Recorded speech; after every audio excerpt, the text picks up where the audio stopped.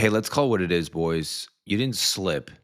You didn't slip. You didn't have a rough week. You didn't just mess up. You went back to the very thing that almost destroyed you. And here's the truth that most men never learn: relapse isn't about addiction, relapse is about identity and accountability. So today, we're going to break down why men sabotage right after progress, when what it did to me, what I see in my clients, and how to finally break the cycle for good. This is the place you want to be here, boys. It's Christmas week. It's post Christmas. I specifically wanted to put these in here for you because I've been in exactly the same spot. It hurts, especially this year for me. I don't have my children. I'm already planning and prepping for what do I want this week look like? What do I want this year to look like? If you don't know me, I'm Anthony Thompson, the founder of Divorced Dads of America. You can find us in our movement primarily on Instagram and YouTube and our podcast. We're reaching about 6 million men a month. And this is the place where you are going to transform your life in the next generation. The goal here is 1 million divorced dads to transform. This is not for everybody. I don't give it to you easy. I give it to you hard because life is hard. You know that, and I know that, man. It does not get easier. And so if we are going to choose our hard, let's choose the hard that's going to transform your life, and it's going to transform your children's life. I'm saying this today because this resonates with me and my story, and so many moments where I had, 3, 4 steps forward and then just fall off the horse. Maybe start drinking again. Maybe it was, gummies and weed, or just numbing out, or just vegging out, or the scrolling, or maybe there was these moments of porn for you. I know a lot of guys deal with a lot of that stuff, and that's the reality of it. I'm gonna first throw my stuff on the table. I'm not clean and I'm not perfect. There's no shot about that. And when you come into our school group, our free community, where we begin to start that exploration of transformation and freedom in your life, bro, first thing I say is get the crap out of your pocket. I don't know about you, dads, but if you got small children and you do laundry, you got to check their pockets, man, because that stuff will go crazy in the laundry, in your washing machine and in your dryer. I have a little girl, she's 8. She puts all sorts of stuff in her pockets, and I constantly have to check it. A few weeks back, she put some crayons in there, and my older daughter, who's 13, then discovered that she now had satin sheets that looked like they were tie-dyed with crayons. It was sort of funny, except my teenage daughter didn't think it was funny. The point is that we have stuff in our pockets, and your new year depends on how honest you're going to get with yourself and vulnerable. When you come into the school group, here's the first thing I do. I'm like, "Hey, introduce yourself." And a lot of guys are like, "Hey, I'm dealing with some stuff. I have a few things going on here, a few things here, some trauma." And I'm like, "No, bro, name it and name it and get it out. Is it weed? Is it girls? Is it porn? Is it cheating? Is it lying? Is it distractions? Is it drugs?" I've got guys that I talk to that have been addicted to meth, guys that are struggling with suicide. Get it out. We've all been there, brother. So just the moment you get that out, write it out, release it. The moment you can identify, become aware to that problem, the faster you will heal. I believe that the next 90 days, if you're in our group now, those of you listening, you know how hard I go.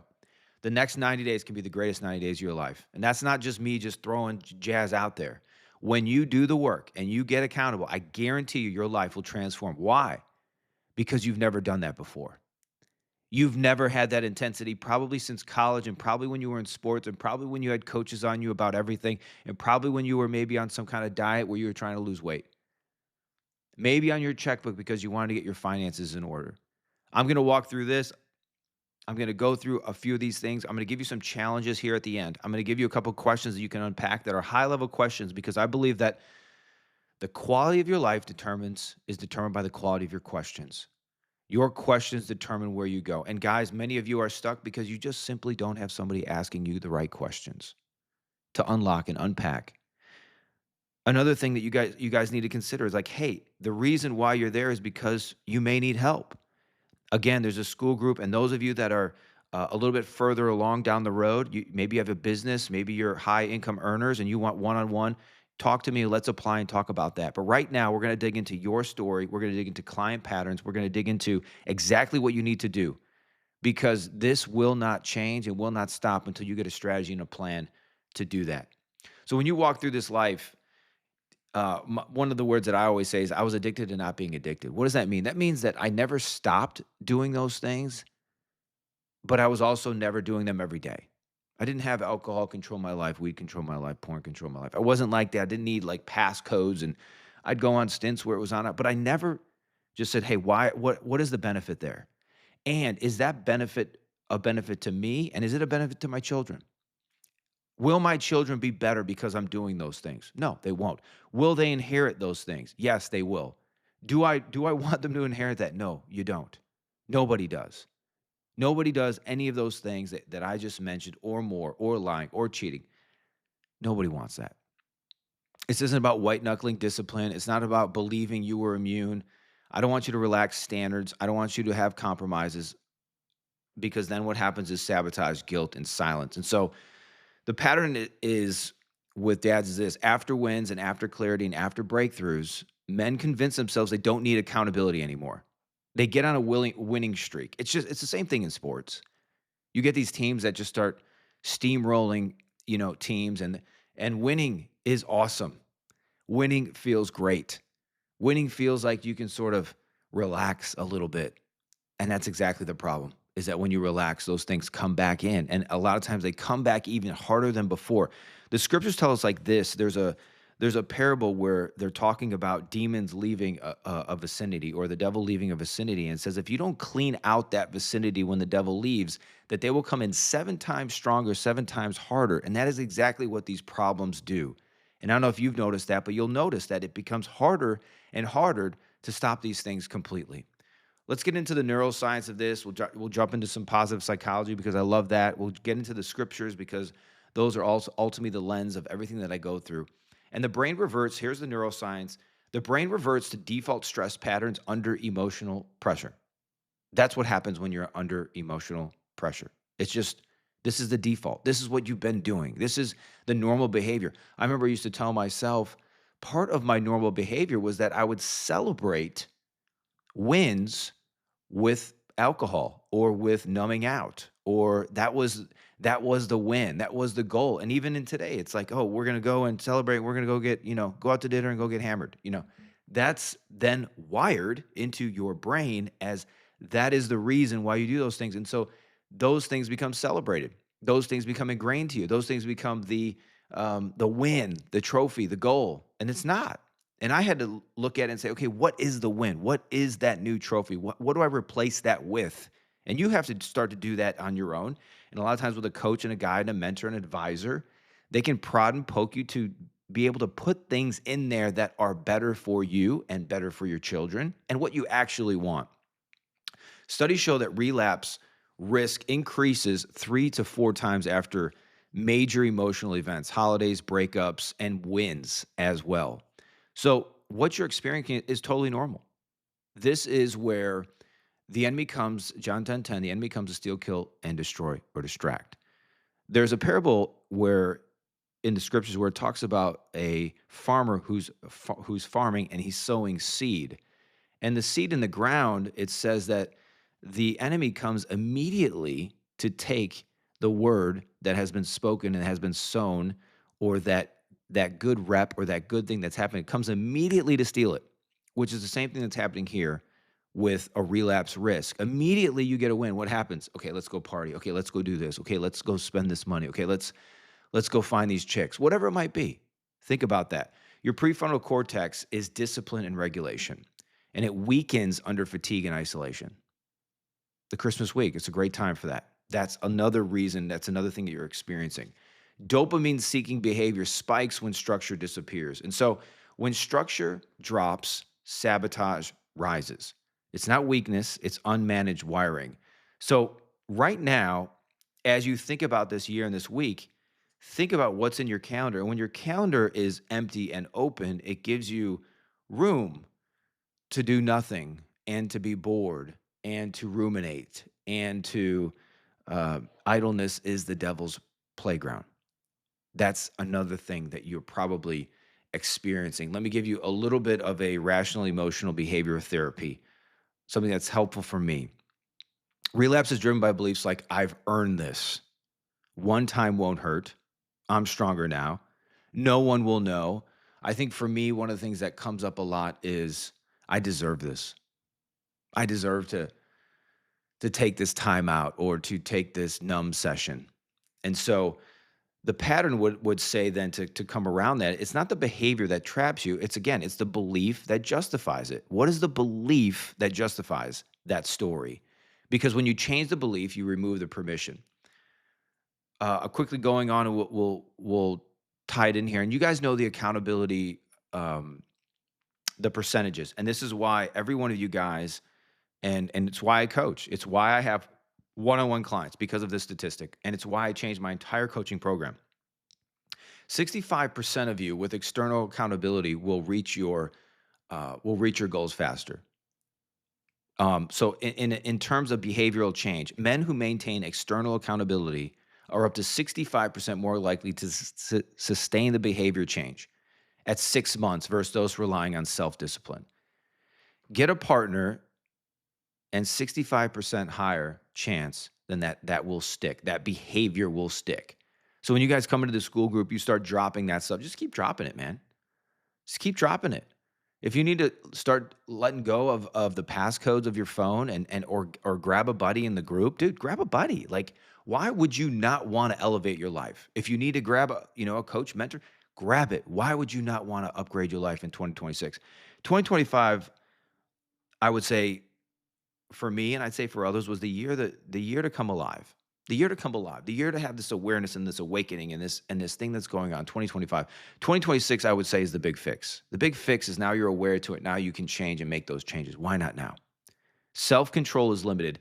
Systems last. And that's what this is all about. So Proverbs 16:18 says, pride goes before destruction and a haughty spirit before a fall.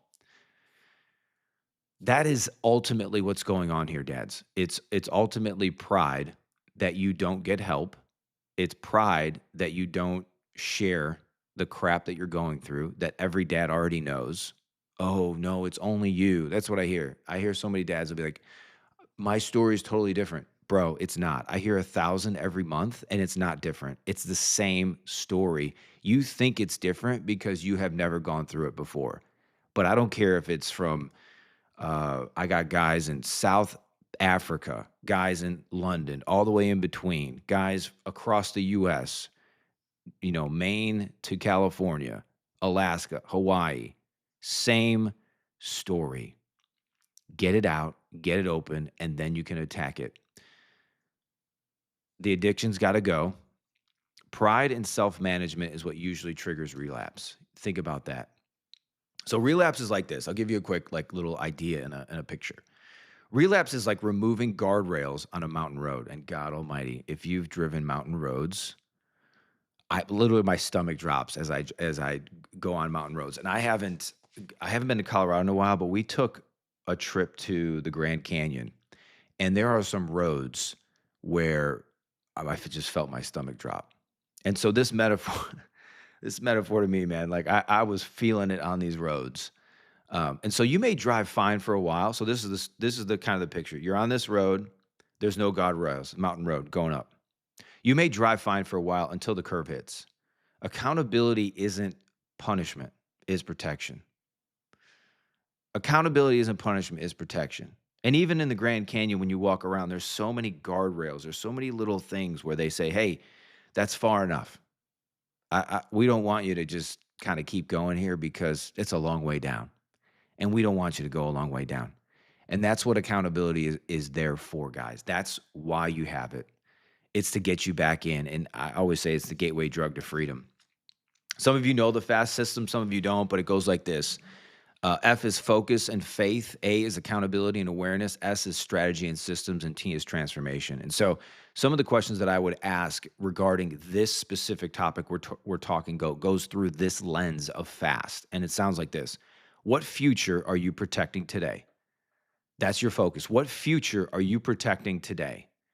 And the faith component is there as well. Where is your faith in this journey and in this moment? And I always think of faith. I feel like so many times, and those of you who have gone to a nice restaurant, you know, white white linen cloth, $75 steaks and up, if you've been to those spots, you know what it's like. You know that the steak is the main thing. But how many times do you look at the sides? And those are pretty awesome too. But you don't go to that place and just order sides. You're going to order a main. But I believe and I've seen that most dads have their faith as a side and it's not a main. The main is money, the main is time or schedule or even kids. The main is very rarely their faith. And I want to challenge that because I believe that a lot of the reasons why you're in the position that you're in is that you work from the inside out, not from the outside in. You're trying to change externals when it's the internals that really need to be renovated. Accountability looks like this: who has permission to confront you before you implode? I can't tell you how many times I ask guys questions and they get so defensive. And then I have to ask them the question is, well, who has permission to educate you? Who has permission to challenge you? Who has permission to, basically say that your ideas are terrible? Most dads don't, especially where it's things that are very sensitive, wounds that they have. Why? When you touch a wound, it hurts. So when somebody touches that wound, you're going to react the way that you react. And you have to ask yourself, do I want to keep reacting like that? Or do I want this wound to heal? S is strategy. What structure disappears right before the relapse? What do you notice? What are the inputs that are changing? Is it music? I know for me, music was big. Is it media? Is it looking back at old photos? Is it ruminating on the past? Is it going to a certain location, a place? What is it? Identify the strategy so that we can create a system for it. What are you going to do different? How are you going to stay away from that? And the transformation is that relapse ends when identity outweighs impulse. That's the biggest part. So here's the challenge. I'll get you going. 72-hour accountability reset. For the next 72 hours, send one man a message. Here's where I'm vulnerable right now. That's the message. And tell him, here's where I'm vulnerable right now. This is what is kicking my butt right now. This is the thing. Reinstall one non-negotiable habit immediately. Remove one trigger from your environment for the next 72 hours. This week isn't about willpower. It's about structure. It's about just removing those things. A lot of guys, they have issues with drinking or whatever it might be. I just say, okay, great. Get it out of the house. Stop going to bars. Stop doing those things. Just get it out for a while. Just first get it out. Then we can create additional systems so that you can mentally get through those things next. But first, just get it away. You don't want to look at porn. Great. Get it off your phone. Get it off your computer. Right? Add the discipline. Add the protection. Add those things in there. So here's the questions for you, and then we'll get you going. Again, those of you that you feel like in your heart that there's dads that you want to help, I want to give you something super simple you can do. First and foremost would be subscribe to this podcast because when you do that, it basically the algorithm goes crazy like your ex. That's what I tell people. It goes crazy like your ex. They love it. So subscribe. Then to make the algorithm go crazy like your ex again is to just leave a review. Hey, whoa, holy smokes, these were questions that blew my mind, right? This was something that really tore me up on the inside, changed my perspective. Just a few things like that. Watch dads come in. I believe that this is going to be a top 1% podcast. I believe we're going to reach 1 million divorced dads and not just reach, we're already reaching 6 times that. I want transformation. I don't care about reach. I care about transformation. I care about dads doing something. So here's the questions going into the week. What do I keep going back to when pressure hits? What do I keep going back to when pressure hits? And think about why do you go back there? 2, what belief is giving me permission to sabotage? What belief? For me, it was this belief that I deserved it. Why do you deserve it, Anthony? Well, because I've had a hard time and it's been a hard go and I'm missing my kids right now and The whole story. What belief is giving you permission to sabotage? Who currently has the authority to confront you before you fall? Who has permission to touch those wounds and bandages? When you go in to get healed, right? There's a doctor and you sit on there and he's got to check you out and it hurts. But you're giving him permission, saying, "Hey, bro, I need to get fixed up."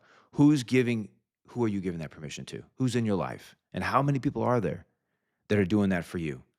So again, that's where we're at today. the week after Christmas. Man, I love you guys. I think of you often. I pray for you guys every day in my prayer time. Again, leave a review, send this to a friend, jump in our school group. It's free to get started. Those of you that want to apply, there's a few spots left for 2026 to work directly with me. Let me know. Maybe it'll work. And I can't wait to see you guys on the next one. God bless you. Love you.